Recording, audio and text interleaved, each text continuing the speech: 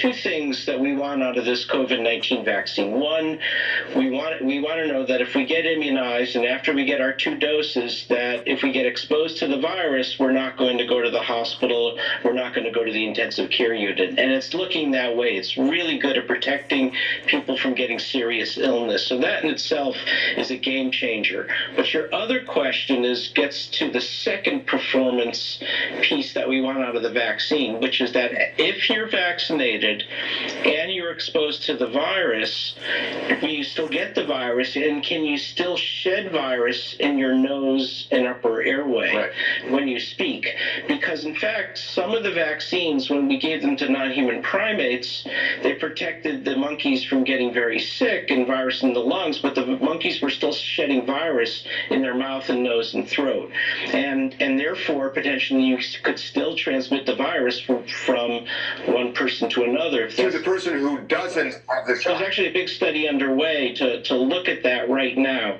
So what that means, practically speaking, is that if you get your vaccine and you're associating with other people, potentially you could still shed virus if you get infected.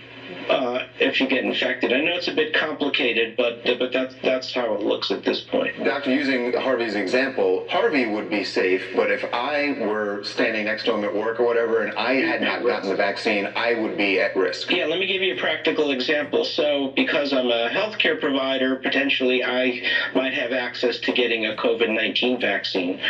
But my wife, Ann, who takes Humira, is not going to get that vaccine right away. So how do I change my behavior? Probably not at this point, because I could still potentially get the virus and still potentially could bring it home to her. So unless she's vaccinated, then probably I still have to avoid any kind of high-risk behaviors at that point. Okay, next question. So let's say I get the vaccine, and then Charles gets the vaccine too.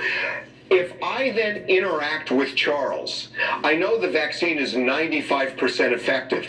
I've been thinking about this. If you have 2 people, both of whom have 95% protection, are both 95% protected, or is it even more protection because both people have been immunized? Make sense? Yeah, I mean, it gets to the point where if you know that everyone that you're associating with is vaccinated, then that's when life starts returning to normal. In other words, there's going to be a lot less virus floating around, and that's when we can start lifting restrictions around masks and contact tracing. But it's not going to happen for a while. It's going to be kind of a slowly evolving process. But certainly, if